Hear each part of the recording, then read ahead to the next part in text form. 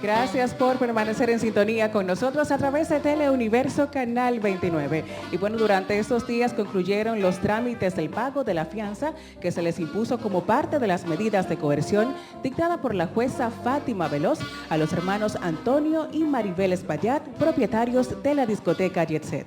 Hoy nos acompaña el abogado Oniel Rodríguez con un pequeño análisis sobre este caso.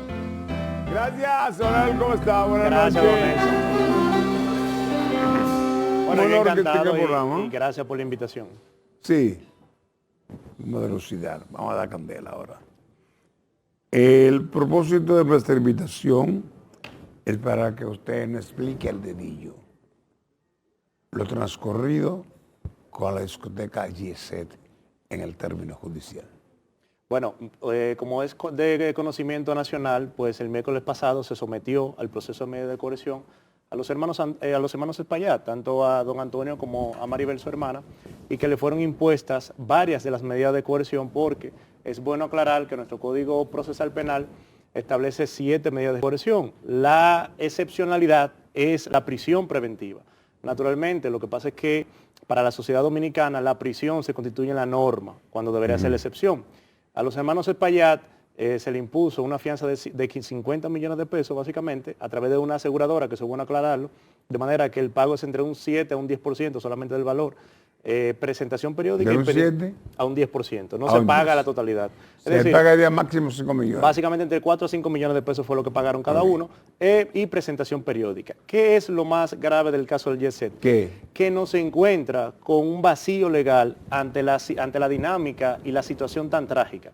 El Jet Set, a excepción de una situación que pasó en Brasil hace 10 años, es el hecho más trágico a nivel mundial en un espacio cerrado, con la mayor cantidad de víctimas. ¿El hecho? El hecho más trágico en un espacio cerrado, en su dimensión. Solamente lo ocurrido en Brasil hace 10 años en una discoteca parecida le supera el Jet Set, de manera que no tiene ningún tipo de precedente. Fueron 200 y algo también. 200 y algo, la diferencia es de 5 muertos. Wow. O sea, la diferencia.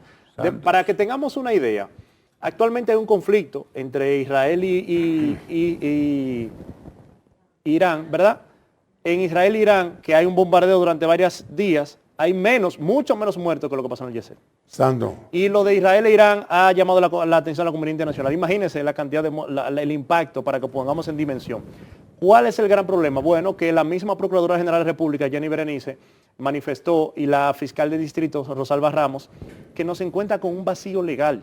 Primero, aquí no hay cúmulo de penas, por lo que, a pesar de que hubo negligencia, inobservancia, de que hubo falta de atención, de que quizás hubo algún nivel de dolo, ¿verdad? Conocimiento previo, porque hay un empleado del YC que manifestó que le había comunicado a don Antonio que había problemas con el techo. La realidad es que cada uno de esos elementos no son sumatorios. Al final se concentra todo en uno. ¿Esas declaraciones fueron escuchadas y tumbadas o son persistentes? Son persistentes, porque tengo entendido que el empleado incluso se presentó con su abogado ante el Ministerio Público, las conversaciones fueron parte de la acusación del Ministerio Público y él servirá como testigo a cargo del Ministerio Público. ¿Cuál es el problema? Que los hechos apenas se subsumen en el 319, 320 del Código Penal Dominicano, homicidio involuntario, con pena de 3 meses a 2 años, oiga Así bien. es. Y un hecho que me llama poderosamente la atención y que los abogados de don Antonio usaron como estrategia fue que la hija de Ruby Pérez presentaron en audiencia que ella había firmado un descargo por un descargo por ella. Un descargo por ella, y se dice que también cada uno de los miembros de la banda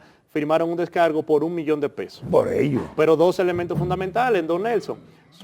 La hija de Ruby Pérez, Zulinka, se había constituido en la cara visible de la tragedia, porque fue la primera que dio una entrevista, fue la primera que dijo que iba a demandar, fue la primera que dijo que no quería dinero, fue la primera que dijo que la vida de su padre no tenía precio, y fue la primera en recibir fondos, irónicamente. Segundo elemento que nos llama poderosamente la atención, la mesa principal, ¿verdad?, de la tragedia del Jet Set, para nadie es un secreto que fue tragedia por el involucramiento de una miembro de la familia Grullón, o varios miembros, pero entre ella una, que también era la esposa y el esposo hijo de don Eduardo Estrella, ¿verdad?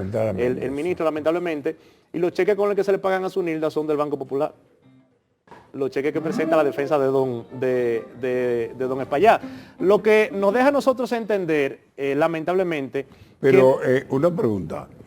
El dinero que transcurre a Zulinka, a los músicos y el manager, Fernando, tienen una cuota de una aseguradora o de cuenta directa de ese de cuenta directa. Y lo más grave es que a pesar de que ella dice que fue en calidad de música, pero el documento presentado notarizado, el cual ella firmó, hace un descargo total, directo e indirectamente con lo pasado con el hecho. Lo que incluso, déjeme decirle, sorprendió a la propia familia de Ruby Pérez. La propia familia de Ruby, sus familiares de ella, sus hermanos, sus tíos, sus primos, se enteran en audiencia. Y yo siempre he dicho, hay que tener cuenta con hacer actos correctos, pero que parezcan incorrectos. ¿Usted entiende que el defensor de ella no estuvo acorde con la rúbrica que ella hizo? ¿A favor de qué? Yo entiendo que hubo con ella. Pero dígame que esa pregunta es buena. Muy buena, muy buena. Mire, la realidad que ella primero no se constituyó, es lo primero. Lo segundo, la constitución actor civil en materia penal es individual, o sea, es individual.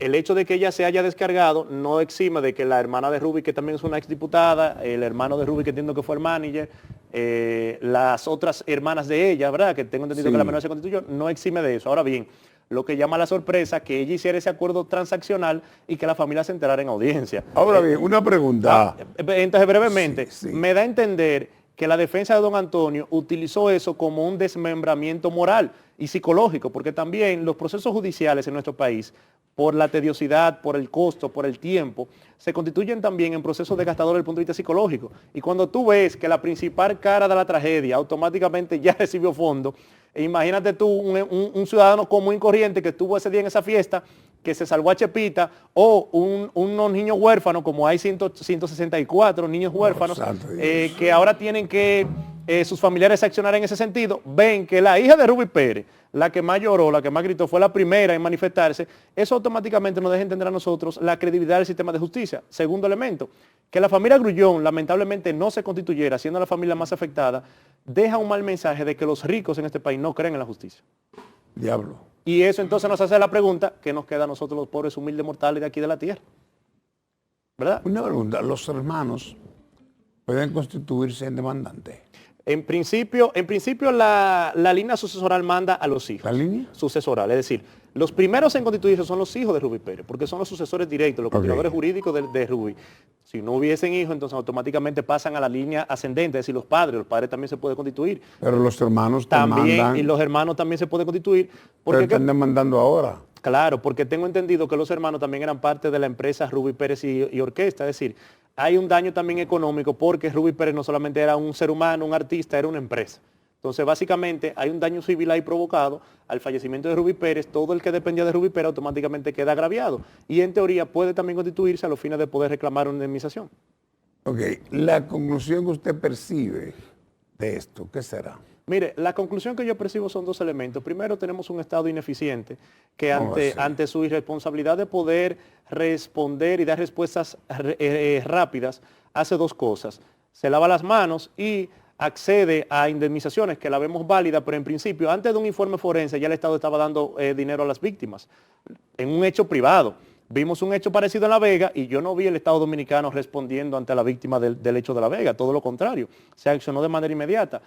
Segundo, cuando el propio ente persecutor, que es el Ministerio Público, te dice a ti que hay un vacío legal y que lamentablemente están haciendo de tripas corazones para poder subsumir los hechos al derecho, te deja claro a ti cómo va a diluirse el proceso en el tiempo, porque no hay una vinculación. Y tercero, vi también un informe técnico, quizás por la premura, quizás por el afán del Ministerio Público de someter, inconcluso incluso, y técnicamente muy débil.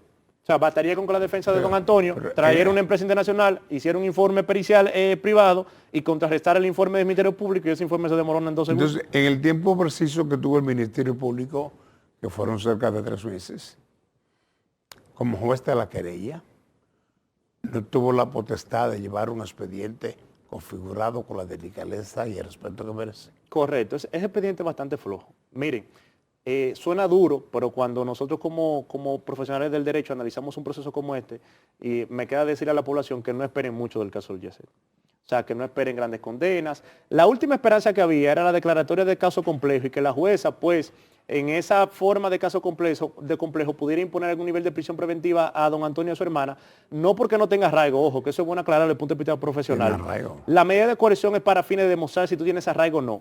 Pero hay un elemento que se dejó de fuera que es el más importante, ¿Cuál? que es la capacidad que tiene don Antonio y su hermana de someter a presión a víctimas y a empleados que sean testigos fundamentales, porque dentro de la medida de coerción no se le imposibilitaron los bienes.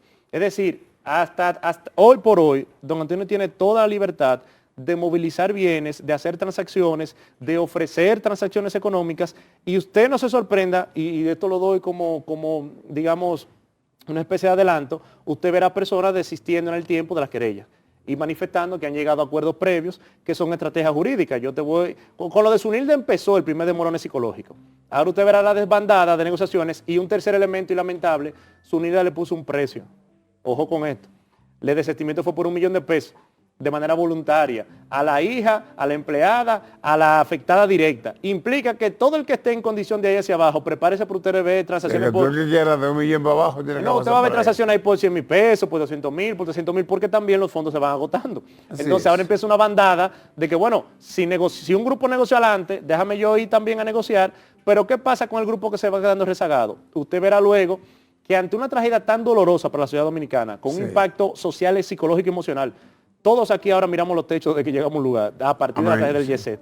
Yo soy de lo que digo que aquí hay una histeria colectiva a partir del tema Yo del fui a YC. cenar estos días y fue así. Y uno va mirando para arriba. Sí. Y ante una tragedia como esa, uno ve que los que transaccionan lo hacen por un monto como que la vida, ¿verdad? Es tan barata, digamos. Sí, pues tampoco. No, a Zunilda no le dará eso ni siquiera para un vehículo del año. Un vehículo del año anda entre 60 y 70 mil dólares. Quiere decir que a Zunilda con 18 mil dólares ya se resolvió el problema. Eso no le dará a ella ni siquiera para 2 vestidos, digamos yo. Para un supergato. Exacto. Entonces, cuando uno ve ese tipo de acciones, una justicia procesalmente lenta y actores que se burlan del sistema, pues naturalmente nos deja un sabor amargo y ojalá aprendamos como sociedad y como Estado a tener normas, un código procesal penal, por ejemplo, y un código penal que tiene más de 20 años en el Congreso y que los legisladores, legislación tras legislación, nos prometen que sí, que esta es la legislación donde se va a aprobar el código penal. ¿Y qué tal la legislación? Pasó el Y6 y nos encontró con una legislación de 1844. Abajo. Licenciado, gracias. Don Nelson, gracias a Dios usted. le bendiga. Amén, amén. Licenciado Rodríguez, buenas noches.